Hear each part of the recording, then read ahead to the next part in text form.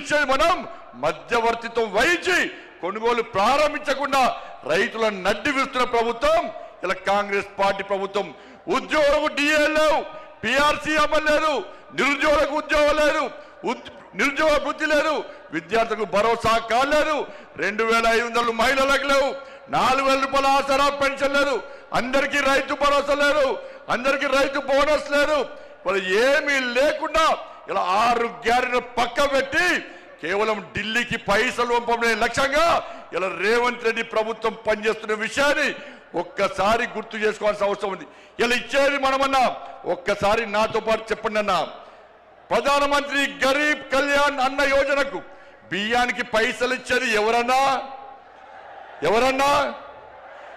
వాళ్ళ బియ్యానికి పైసలు ఇచ్చేది నరేంద్ర మోడీ ప్రభుత్వం అన్నా. స్వచ్ఛ భారత్ మిషన్ పైసలు ఇచ్చేది ఎవరన్నా? జాతీయ రహదారులో పైసలు ఇచ్చేది ఎవరన్నా? రైల్వే నిధులు ఇచ్చేది ఎవరన్నా? శ్మశాన వాటికలకు పైసలు ఇచ్చేది ఎవరన్నా? కొనుగోలుకు పైసలు ఇచ్చేది ఎవరన్నా? వాళ్ళ శ్మశాన వాటికలకు పైసలు ఇచ్చేది ఎవరన్నా? అన్ని నిధులు మనమే ఇస్తుంటే, వేల కోట్ల రూపాయల నిధులు మనకు వస్తుంటే ఇవాళ కాంగ్రెస్ పార్టీ ప్రభుత్వం మాకు ఏమి ఇస్తలేదని ఎలా భారతీయ జనతా పార్టీ ప్రభుత్వాన్ని బదనాం చేసే ప్రయత్నం చేస్తే అడ్డుకోవాల్సిన బాధ్యత మనకుదన్నా. ఇలా సనాతన ధర్మం కోసం పనిచేస్తామన్నా, ఈ తెలంగాణ రాష్ట్ర అభివృద్ధి కోసం పనిచేస్తామన్నా. సనాతన ధర్మం లేని భారతీయ జనతా పార్టీ లేదు. అరే 80% హిందువుల కోసం పనిచేసే పార్టీ నా భారతీయ జనతా పార్టీ. మేము ఒక వర్గాన్ని కొమ్ముగాయం, ఒక వర్గాన్ని వ్యతిరేకించాం. మేము సనాతన ధర్మానికి అడ్డొస్తే, నా ధర్మాన్ని హేళన చేసే ప్రయత్నం చేస్తే, నా సమాజాన్ని చీల్చే ప్రయత్నం చేస్తే ఏ భారతీయ జనతా పార్టీ కార్యకర్త ఊరుకునే ప్రసక్తి లేదు. మేము అల్లాను కించపరచలే, మేము యేసు ప్రభుని కించపరచలే, కానీ నా రాముని కించపరిస్తే, నా భగవంతుని కించపరిస్తే, నా సమాజాన్ని హేళన చేసే ప్రయత్నం చేస్తే ఊరుకునే ప్రసక్తి లేదన్న విషయాన్ని కాంగ్రెస్ పార్టీ, వాళ్ళ కమ్యూనిస్టు పార్టీలు కానీ బీఆర్ఎస్ పార్టీ కానీ గుర్తుంచుకోవాలి. అందుకే భారతీయ జనతా పార్టీ కార్యకర్తలారా అందరం కలిసి పనిచేద్దాం. నేను ఏ రోజు కూడా పార్టీ తల వంచుకునే పని చేయనన్నా. ఇలా పార్టీ కోసం పనిచేస్తాం. మేమందరం కూడా ప్రతి భారతీయ జనతా పార్టీ కార్యకర్త జై శ్రీరామ్, భారత్ మాతాకి జై అని నేను భారతీయ జనతా పార్టీ కార్యకర్తలని చెప్పి తలెత్తుకొని సగర్వంగా తలెత్తుకునే విధంగా పనిచేస్తుంది తప్ప పార్టీకి తల వంచే పని చేయనన్నా. చాతగాని మూర్ఖులు, ధైర్యంగా రాజకీయంగా ఎదుర్కోలేని దద్దమ్మలు ఇలా ఏదో చేసి బండి సంజయ్ని కానీ భారతీయ జనతా పార్టీని ఇబ్బంది పడితే నేను ఫామ్ హౌస్ లో ఎలుకని కాదన్నా. నేను నా అయ్య పేరు చెప్పి రాజకీయాలు రాలేదన్నా, నా తాత పేరు చెప్పి రాజకీయాలు రాలేదన్నా, ఏదో జెండా పెట్టి ఎత్తే రాలేదన్నా.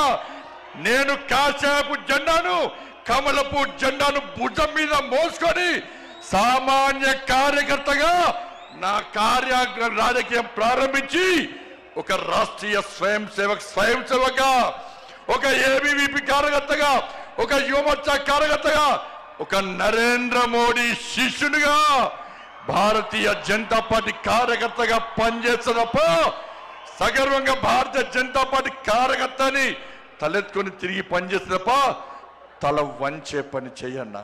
నన్ను నమ్మండి అన్నా, తప్పుడు ప్రచారం నమ్మకండి అన్నా, మా ఎంబడి ఉండండి. ఇక వదిలిపెట్టే ప్రసక్తే లేదు.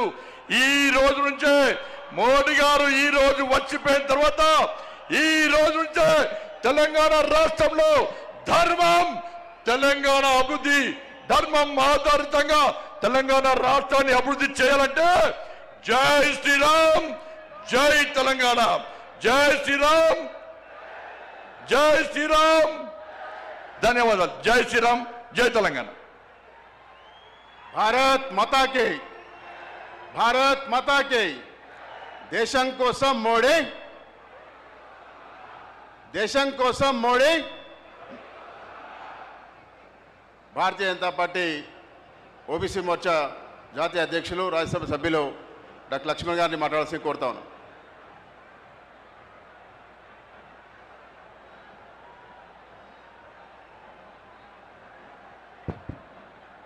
भारत माता की, भारत माता की, జై శ్రీరామ్, జై శ్రీరామ్. నరేంద్ర మోడీ గారి నాయకత్వం, నరేంద్ర మోడీ గారి నాయకత్వం.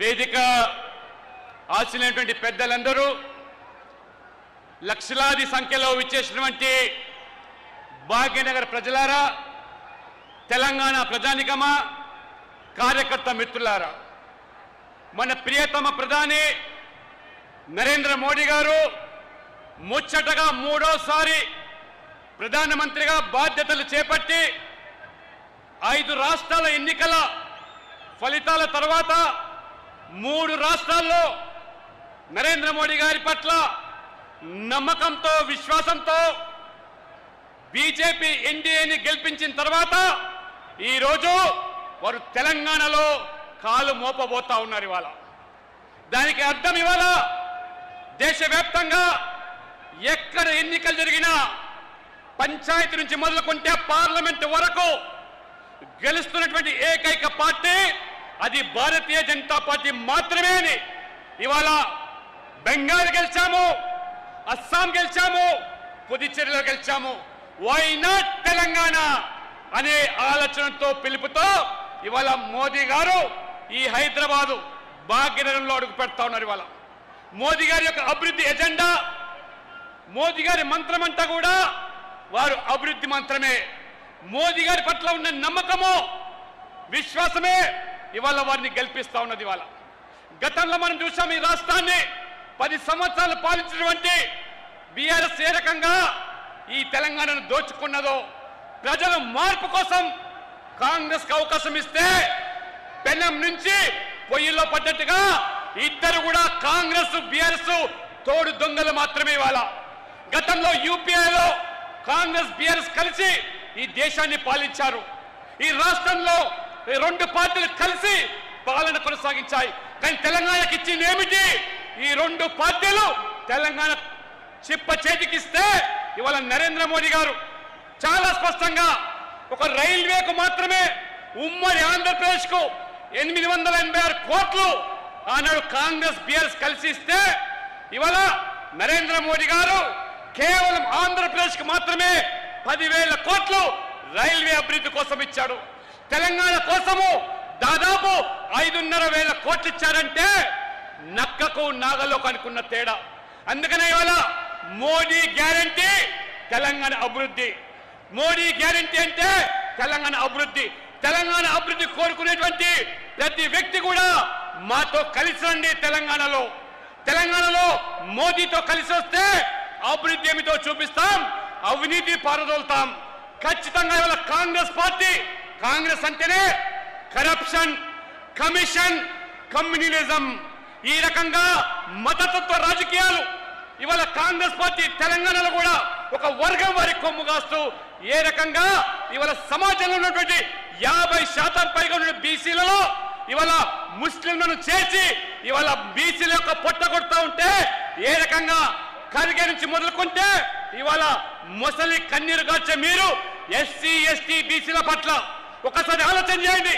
ఈ కాంగ్రెస్ పార్టీ ఇవాళ బీసీ ఎస్సీ ఎస్టీలు మాత్రమే కాదు, మహిళలు చట్టసభలో రావాలని మోదీ గారు పట్టి మహిళా బిల్లు తీసుకొస్తే ఆ మహిళా బిల్లును ఏ రకంగా ఈ పార్టీలన్నీ అడ్డుకున్నాయో ఆ మహిళలు, యువకులు అందరూ కలిసి ఇవాళ బెంగాల్లో కాంగ్రెస్ పార్టీని నామరూపాల కింద చేశారు. అడ్డుకున్నటువంటి మమతా బెనర్జీని బంగాళాఖాతంలో తోసేశారు. కాబట్టి మహిళలందరూ కూడా ఈ రోజు తెలంగాణలో ఆలోచన చేయండి. ఇవాళ సీట్లు పెంచుతాం, ఆ రకంగా కొత్త తరాన్ని రాజకీయాలు తీసుకొస్తాం. అసెంబ్లీలోనూ, శాసనసభలోనూ, పార్లమెంట్ లో సీట్లు ఉన్న శాతానికి, ఉన్న సీట్ల సంఖ్యకు 50% పెంచుతామంటే ఏ రకంగా తొండి చేసి మోకాలికి బోడిగుండుకు లెక్క పెట్టి మహిళా బిల్లును అడ్డుకున్నారు. సీట్ల సంఖ్య పెరగకుండా కుట్రలు పడుతున్నారు. ఇవాళ తెలంగాణలో సీట్లు పెరిగితే